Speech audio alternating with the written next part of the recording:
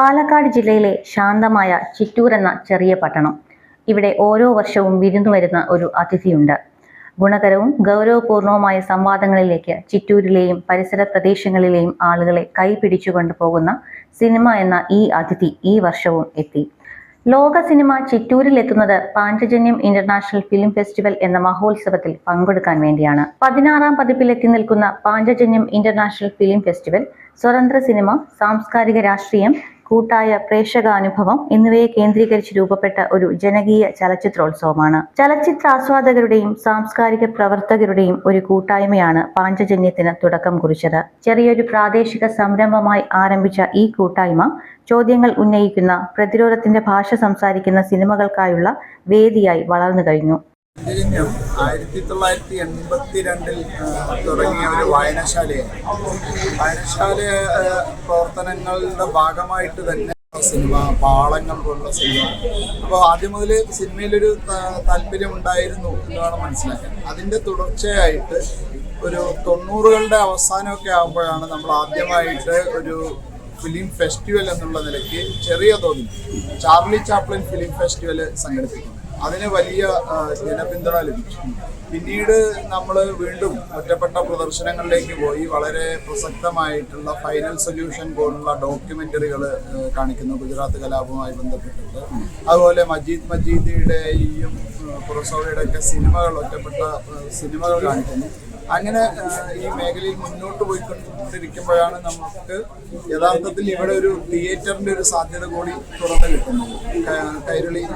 കൈരളിയല്ല, Chitranjali theatre എന്നുള്ള നിലയ്ക്ക് തുറന്നു കിട്ടുന്നത്. അപ്പോൾ അതിൻ്റെ അത് നമ്മളെ എന്തുകൊണ്ടൊരു ഫെസ്റ്റിവൽ നടത്തിക്കൂടാം എന്നുള്ള ചിന്തയിലേക്ക് നയിച്ചു. അതിനു മുൻപ് തന്നെ നമ്മളിവിടെ ഫിലിം സൊസൈറ്റി ഉദ്ഘാടനം ചെയ്യുന്നതിൻ്റെ ഭാഗമായിട്ട് പാടമൊന്ന് വിലാപം നമ്മളിവിടെ പ്രദർശിപ്പിച്ചു.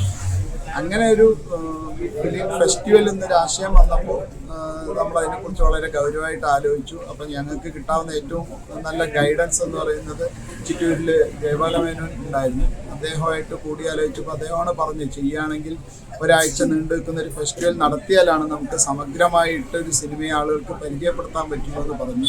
അങ്ങനെയാണ് ഞങ്ങൾ രണ്ടും കൽപ്പിച്ച് ഒരു ഫിലിം ഫെസ്റ്റിവൽ, 7 ദിവസം നീണ്ടു നിൽക്കുന്ന ഫിലിം ഫെസ്റ്റിവലിലേക്ക് നീങ്ങുന്നത്. തുടക്കത്തിൽ തന്നെ നമുക്ക് വലിയ തോതിലുള്ള പിന്തുണ ലഭിച്ചിരുന്നു. അന്ന് പ്രത്യേകിച്ച് ചിറ്റൂരിൽ റിലീസിംഗ് കേന്ദ്രമായിരുന്നില്ല. ആളുകൾക്ക് ഏറ്റവും പുതിയ നല്ല സിനിമകൾ കാണാനുള്ള അവസരങ്ങൾ വളരെ കുറവായിരുന്നു. അപ്പോൾ നമ്മൾ അങ്ങനെ ഒരു അവസരം അവർക്ക് കൊടുത്തപ്പോൾ നല്ല തോതിലുള്ള ജനപിന്തുണ നമുക്ക് ലഭിച്ചു.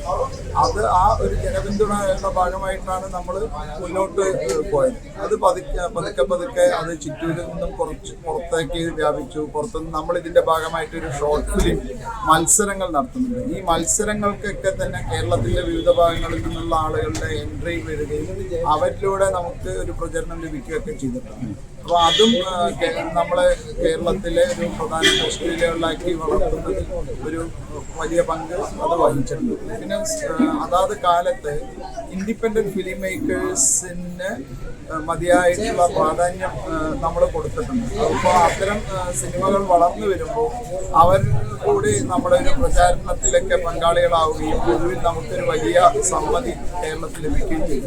ആ ഒരു ബലത്തിലാണ് നമ്മളിപ്പോഴും മുന്നോട്ട് പോകുന്നത്. തിയേറ്റർ പിന്നീട് 2 സ്ക്രീനായിട്ട് മാറിയപ്പോഴും നമുക്ക് അതിനനുസരിച്ച് കൂടുതൽ പ്രേക്ഷകരെ കിട്ടുകയുണ്ട്. അതുകൊണ്ട് തന്നെ പാഞ്ചജന്യത്തിന് ഒരിക്കലും പ്രേക്ഷകരുടെ കുറവുണ്ടായിട്ടില്ല. ഈ ജനങ്ങളിൽ നിന്ന് പിന്തുണ, അതുപോലെ ഫിലിം മേക്കേഴ്സ് കേരളത്തിലെ പൊതുവിൽ അവസ്ഥ എടുത്ത് നോക്കിയാൽ IFFK കഴിഞ്ഞാൽ തുടർച്ചയായിട്ട് 7 ദിവസം നടക്കുന്ന, അതും 2 സ്ക്രീനിലായിട്ട് 7 ദിവസം നടക്കുന്ന ഫിലിം ഫെസ്റ്റിവലുകൾ കേരളത്തിലില്ല.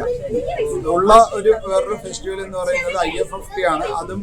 അതും ഒരു കോർപ്പറേഷൻ പരിധിയിൽ നടക്കുന്നതാണ്. പക്ഷേ അതും 7 ദിവസം നീണ്ടു നിൽക്കുന്നില്ല. അപ്പോൾ ഒരു ഗ്രാമീണ ചലച്ചിത്രമേള 7 ദിവസം നീണ്ടു നിൽക്കുന്നു എന്ന് പറയുമ്പോൾ അത്തരത്തിൽ ആ ഒരു സ്കെയിലിൽ നടക്കുന്ന ഒരു ഒറ്റ ഫെസ്റ്റിവലാണ് നമുക്ക്. IFFK കഴിഞ്ഞാൽ എടുത്തു പറയാവുന്ന ഒരു ഫെസ്റ്റിവൽ ഇപ്പോൾ നിലവിൽ പാഞ്ചജന്യമാണ്. അപ്പോൾ ഈ ഫിലിം മേക്കേഴ്സിന്, ഡോക്യുമെൻ്ററി മേക്കേഴ്സിന്, ഷോർട്ട് ഫിലിം മേക്കേഴ്സിനൊക്കെ അവരുടെ സിനിമ അതിൻ്റെ മുഴുവൻ ക്വാളിറ്റിയോടുകൂടി ഒരു തിയേറ്റർ എക്സ്പീരിയൻസ് കൊടുക്കാവുന്ന ഭാഗത്തിന് പ്രദർശിപ്പിക്കാനുള്ള ഒരു അവസരം കൂടിയിട്ടാണ് പാഞ്ചജന്യം ചലച്ചിത്രമേള. അതുകൊണ്ട് തന്നെ അവരെല്ലാവരും വലിയ പ്രതീക്ഷയോടെ എല്ലാ വർഷവും നമ്മുടെ ഫെസ്റ്റിവലിന് വരുന്നതും കാത്തിരിക്കുന്നുണ്ട്. ഫണ്ടിങ്ങിനെ കുറിച്ചോ? ഫണ്ടിങ് ചിറ്റൂര് ഒരു ചെറിയ പ്രദേശമാണ്. ഒരു വലിയ, ഞാൻ നേരത്തെ പറഞ്ഞ പോലെ ഒരു കോർപ്പറേഷൻ അതിർത്തിയിലൊന്നും അല്ലാത്തതുകൊണ്ട് ഇവിടെ വലിയ വ്യാപാര സ്ഥാപനങ്ങളോ വ്യവസായങ്ങളോ ഒന്നും വരാനില്ല. അതുപോലെ തന്നെ സർക്കാരിൻ്റെ ധനസഹായവും നമുക്ക് ചെറിയ ധനസഹായം മാത്രമാണ് നമ്മൾ ലഭിക്കുന്നത്. ഏറെക്കുറെ പൂർണ്ണമായും ഒരു ക്രൗഡ് ഫണ്ടഡ് ആയിട്ടുള്ള ഒരു ഫെസ്റ്റിവലിൻ്റെ സ്വഭാവത്തിലാണ് നമ്മൾ പാഞ്ചജന്യം ഫെസ്റ്റിവൽ നടക്കുന്നത്. പാസുകളിലൂടെ കണ്ടെത്തുന്ന വരുമാനം, ചിറ്റൂരിലെ തന്നെ ചെറിയ ചെറിയ കടകൾ, സ്ഥാപനങ്ങൾ, അവർ തരുന്ന ചെറിയ സഹായങ്ങൾ, ഇതിലൂടെയൊക്കെയാണ് നമ്മളിതിൻ്റെ ഫണ്ട് കണ്ടെത്തിക്കൊണ്ടിരിക്കുന്നത്. ഒപ്പം ഇത്തരം ഒരു ഫെസ്റ്റിവൽ നിലനിന്ന് പോകണമെന്ന് ആഗ്രഹിക്കുന്ന ഒരുപാട് നല്ല മനസ്സുള്ള സിനിമാ പ്രേമികളുടെ സഹായം കൂടി നമ്മളെ ഇതിന് സഹായിക്കുന്നുണ്ട്, നിലനിൽക്കാൻ സഹായിക്കുന്നു.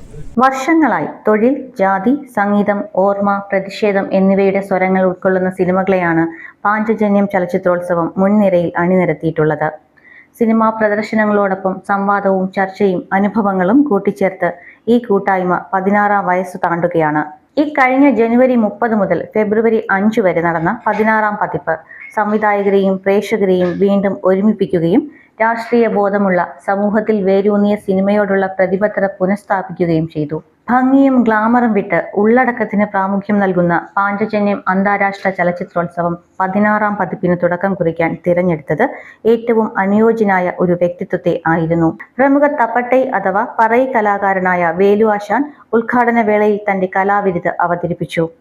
16ാം പതിപ്പിന്റെ സമാപന ചിത്രം ജിയോ ബേബിയുടെ ഇതുവരെ റിലീസ് ചെയ്യാത്ത എബ്ബ് ആയിരുന്നു. പ്രദർശനത്തിന് ശേഷം സംവിധായകനുമായി സംവാദവും നടന്നു. ഈ വർഷത്തെ കുറേറ്റോറിയൽ പ്രമേയം സംഗീതാവിഷ്കരണത്തിന്റെ വേദിയുമായി മാറി. വെറും അലങ്കാരമായിട്ടല്ല, പ്രതിരോധത്തിന്റെ, സഹനശേഷിയുടെ കൂട്ടായ ഓർമ്മയുടെ രൂപത്തിൽ ആ ആവിഷ്കാരം ശ്രദ്ധേയമായി. ഇത് നമ്മുടെ പാഞ്ചജന്യം ഇതിന്റെ reason better for existence is cultural activity. അങ്ങനെ സാംസ്കാരികമായ പ്രവർത്തനങ്ങളിലൂടെ സമൂഹത്തിൽ വരുന്ന മാറ്റങ്ങൾ അതിനെ ഉദ്ദേശിച്ചിട്ടാണ്. ഫിലിം ഫെസ്റ്റിവൽ അതിനുള്ളൊരു നല്ല ഉപാധിയായിരിക്കും കണ്ട് തുടങ്ങിയതാണ്. തുടങ്ങിയ സമയത്ത് നമ്മൾ എത്ര കാലം നമ്മൾക്ക് നടത്താൻ പറ്റുന്നത് നമുക്കൊരു ധാരണയുണ്ടായിരുന്നില്ല. മേ ബി ഐ തിങ്ക് തുടങ്ങിയ സമയത്ത് ഒരു തോന്നലുണ്ടായിരുന്നു 3 കൊല്ലം കഴിഞ്ഞ് നിർത്താം എന്നൊരു അനൗദ്യോഗികമായ ഒരു തോന്നലോ ഇതൊക്കെ ഉണ്ടായിരുന്നു. സോ ഇത് ഇത്ര കാലം ഈ രീതിയിൽ പോകും എന്ന് ആ സമയത്തൊരു പ്രതീക്ഷ ഉണ്ടായിരുന്നില്ല. അപ്പോൾ ഞങ്ങളുടെ പ്രതീക്ഷയെക്കാളും എത്രയോ ഫെസ്റ്റിവൽ വളർന്നു പോയി. ഇനി ഒരു 10 കൊല്ലമൊക്കെ കഴിഞ്ഞപ്പോൾ ഇനി 10 കൊല്ലമായില്ല, ഇനിയിപ്പോൾ എന്താ എല്ലാ കൊല്ലം നടത്തുക എന്നുള്ളൊരു തോന്നൽ. So it has exceeded our expectations. നിറഞ്ഞ പ്രദർശന ഹാളുകളിൽ നിന്ന് പ്രദർശനാനന്തര സംവാദങ്ങളിലേക്ക് വരെ പാലക്കാട് ജില്ലയിലും സമീപ പ്രദേശങ്ങളിലുമുള്ള പ്രേക്ഷകരെ ഫെസ്റ്റിവൽ ആകർഷിച്ചു. അർത്ഥവത്തായ സിനിമ മഹാനഗരങ്ങൾക്കപ്പുറം ശക്തമായി നിലനിൽക്കുന്നുവെന്നതിന് തെളിവായി. അവസാന ദിവസത്തിൽ ലൈറ്റുകൾ മങ്ങിയപ്പോൾ പാഞ്ചജന്യം മറ്റൊരു അധ്യായം പൂർത്തിയാക്കുകയായിരുന്നു. വലിപ്പത്തിൽ ചെറുതെങ്കിലും ആത്മാവിലുറച്ച സിനിമാ സംവാദത്തെ ജീവനോടെ നിലനിർത്തുന്ന ഒരിടമായി.